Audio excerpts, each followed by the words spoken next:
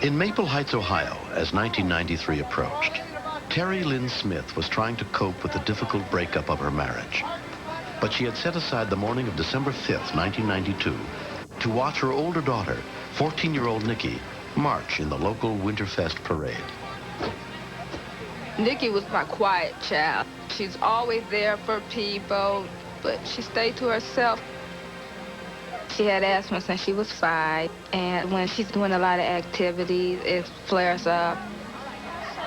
I kept saying, march with your friends, but just don't blow the instrument. She said, okay, Mommy, I won't promise, I won't blow the instrument. I'll pretend like I'm playing and all this. Okay, Nikki, just do that. They had never had a Christmas parade, and she wanted to do it. She was happy, but you can't tell when Nikki when she's upset, you know.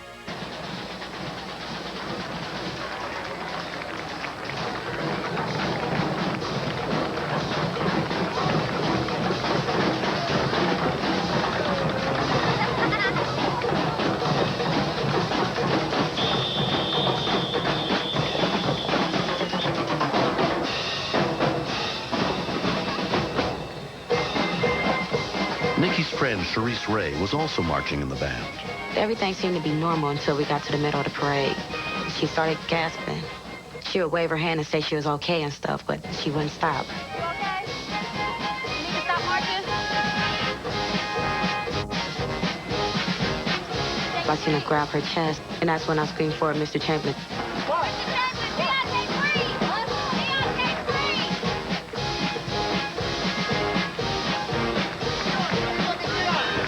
Assistant band director Nick Puen was a few rows behind Nikki. The band director yelled back to me that Nikki was having trouble breathing. And we knew that she wasn't an asthmatic, and I thought, she'll be okay. I've seen this happen before. I saw this truck nearby, and I thought maybe if we get her inside, it might be warm inside, and she can breathe better. Okay. That's when she collapsed. Oh, Mrs. Berkowitz, help me. I started to get pretty scared there because she was not moving at all. It was just dead weight. Firefighter paramedic Bill Wheeler had pulled the antique fire truck he was driving off the parade route when he saw Nikki was in trouble. The band director asked if we could contact the rescue squad because the girl was having a bad asthma attack. And at that time, she collapsed again by the running board. She was gasping for air, and she wasn't responding at all to me.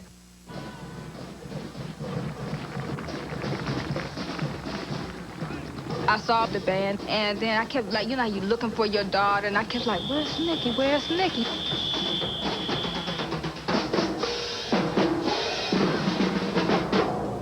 And then all of a sudden, 3 girls ran up to me. They go, Nikki had an asthma attack. She's in the ambulance.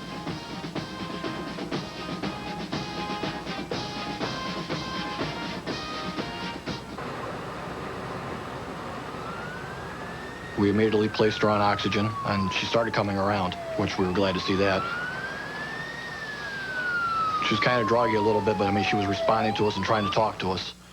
We knew then, well, at least the airway so far is intact, which is what we wanted. Here's your bloods. Good.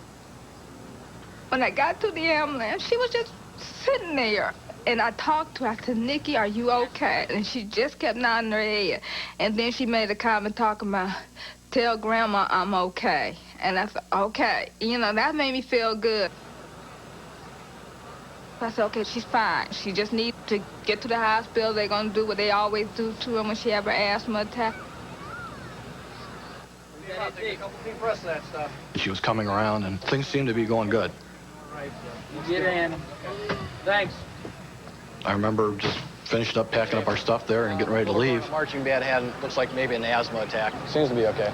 We got everything done on her, so. I think we're going to need some more help. And then suddenly the squad doors opened, and Billy yelled for me to come back in. She's having a seizure. It lasted about a minute or so, but it was pretty rough. But at that point, I was thinking maybe the brain's depleted of oxygen. We had the heart monitor in place, and we observed what looked to be ventricular fibrillation. Leads are on. It's a lethal rhythm. Instead of the heart beating, all it's doing is actually quivering. I'm on lead 2. Having a 13 or 14-year-old child going into cardiac arrest, that's a whole different ballgame. That's something you don't expect. She was in critical condition. So as we pulled into the ER parking lot, we went ahead and shocked her right there. Okay, let's check her pulse. Any pulse? Nothing. Don't let me forget to get Mark something, okay? Hi, I'm Mrs. Smith. I'm here to see my daughter.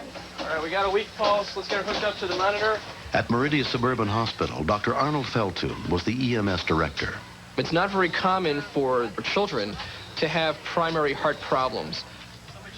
One of the things we would have to consider would be whether there was something more going on other than just a severe asthma attack. Okay. Is she breathing at all? We shouldn't be long. We shouldn't be too long at all. Yeah. We was just sitting back there, and you know, we heard Cold Blue, and I said, God, we'd be here all day. I just felt it was somebody else, you know. I just knew it wasn't my daughter. She continued to experience arrhythmia. That's what required her to be electrically shocked to try to get the heart back to normal. Okay, check her pulse. Hi, everybody. I'm Dr. Feltoon. Are you Dion's mother? Yes. The doctor came in, and he said, your daughter just went into cardiac arrest. She had a heart attack? The first thing I told him, I said, no, you got the wrong person. She came in for asthma, you know, and he talked about, they in there trying to breathe her. Nikki's younger sister, Diane, asked to see her. The nurse took me by my hand, and she took me in there. And I looked at my sister, and she had tubes everywhere. She didn't look like herself at all. And that's when I, almost passed out. I was just crying and screaming and trying to make myself believe it wasn't true. As 14-year-old Nikki's condition deteriorated, she was taken to Rainbow Babies and Children's Hospital, where they had a special pediatric intensive care unit. Her mother joined her there. I wanted to grab her then and just hold her, but I couldn't touch her. They wouldn't let me touch her. And I looked up, and then the screen went black. We need some help in here. I think I just went crazy, and that's when they took me out, because she went into another arrest. I just knew this was it. This was it. I'm not going to see her no more. I couldn't even hold her. Dr. Dan Lebovitz took over Nikki's care. Over the 4 to 6 hour period following her admission to the intensive care unit, she had approximately 15 to 20 episodes of abnormal heart rhythms, that all of which potentially could have led to her death. We treat many, many children with severe asthma, and they don't do this. So we had to find another cause. At a number of times. We reviewed very carefully with the mother what medications she was on regularly. At least a half dozen times. They told me they think that she had taken an overdose. And I looked at, no, not Nikki. Nikki don't take no overdose. It's like, when did she do it? She didn't show no sign that she was going to do it. I was excited, like, Lord, I can go in there and see my baby. Your mom's here. I was waiting for her to make a sound. And I